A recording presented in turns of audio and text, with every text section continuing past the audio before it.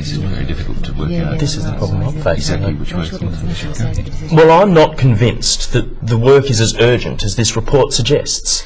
So perhaps we should... Oh, come on! The building is practically falling down. Sorry, Lynn. I don't think Tan had finished. We'll get to you in a minute.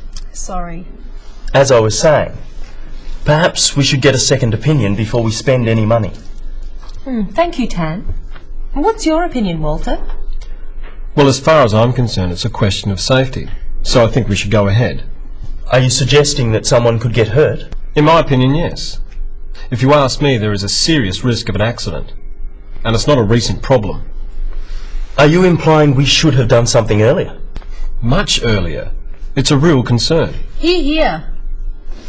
In that case, I agree. We should do something now. I think so too. Thank you, Walter. Well, if there's no... Excuse me, Madam Chairperson. Yes, Barbara? What about the problem with parking? There were no places again this morning. Maybe if you got to work on time. All comments through the chair, if you don't mind, Walter. Parking isn't on the agenda for this meeting.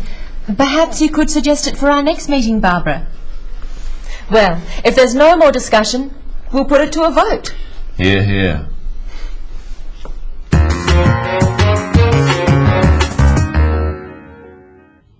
Today, we're looking again at meetings. In meetings, especially formal meetings, it's important to keep the discussion relevant and to the point. So we're looking at some words and phrases that a chairperson might use to stop irrelevant discussion and interruptions. We're also looking at ways of stating an opinion and agreeing or disagreeing.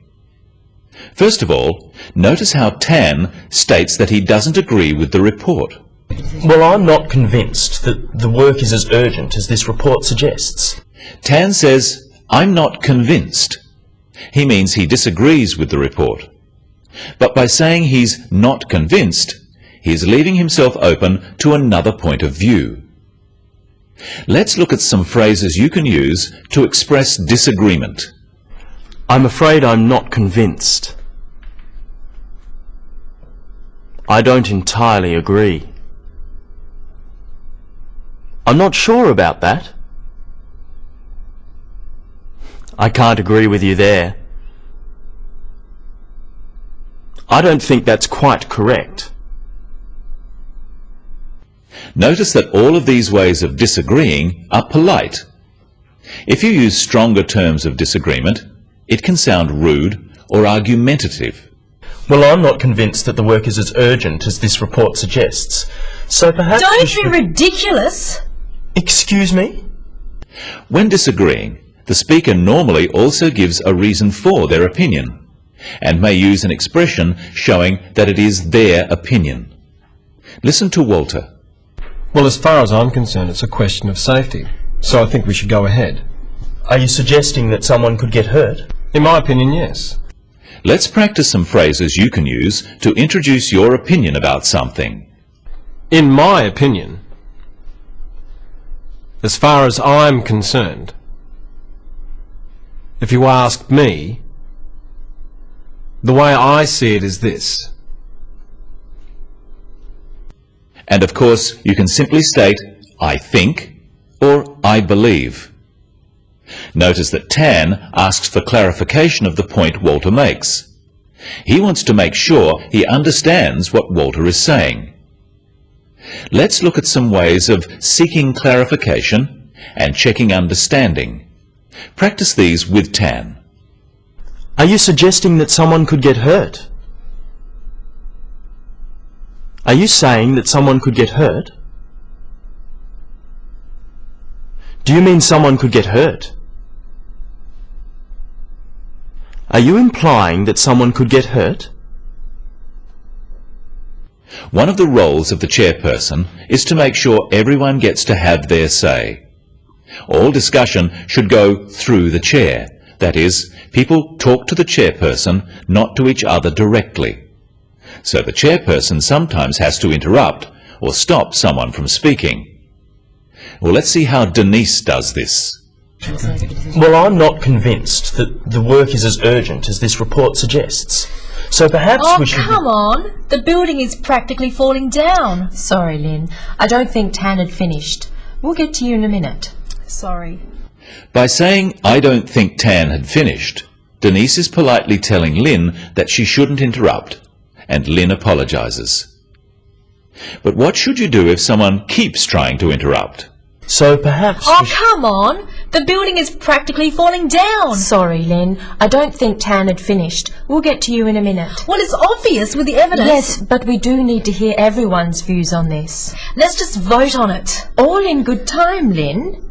Please, go on, Tan. Notice that the language the chairperson uses is always polite but firm.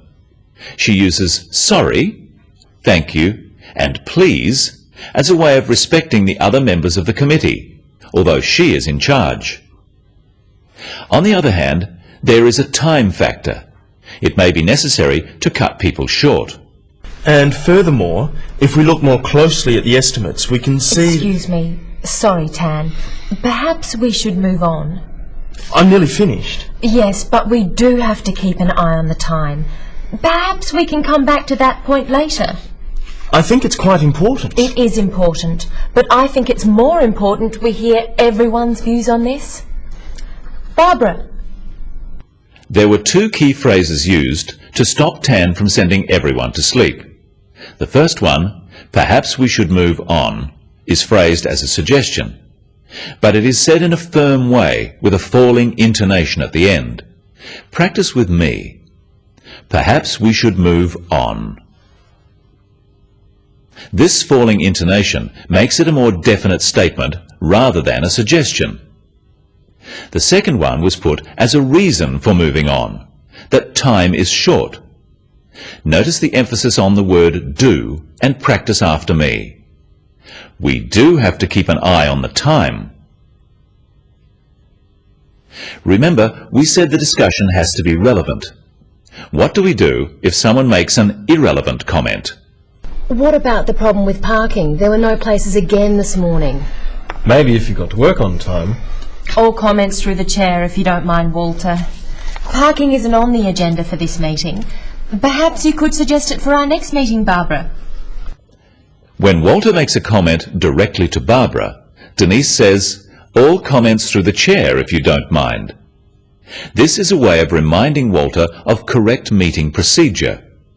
All comments through the chair means he must speak to the meeting, not directly to one person at the table. Denise suggests that parking isn't on the agenda for this meeting. But so that Barbara doesn't feel bad, she suggests it could be discussed at another time. Finally, we've looked at disagreeing. Let's look at ways of agreeing with a point. Are you implying we should have done something earlier? Much earlier. It's a real concern. Hear, hear. In that case, I agree. We should do something now. I think so too. Agreeing is simpler than disagreeing, as you don't have to state a reason. Repeat these phrases after me. I agree. In that case, I agree. I'll go along with you. I couldn't agree more. That's right. I concur. Absolutely. Let's review some of the other important expressions we've looked at in today's episode. I'm afraid I'm not convinced. Are you suggesting that someone could get hurt? I can't quite agree with you there. As far as I'm concerned, it's a question of safety. Perhaps we should move on. We do have to keep an eye on the time. When giving opinions in a meeting, it's important to use phrases such as, in my opinion, from my point of view, or I think, instead of just stating your opinions as facts. This is respectful of other people who may have different views.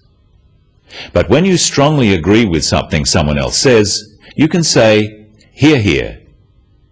That's all for today. See you next time on The Business of English.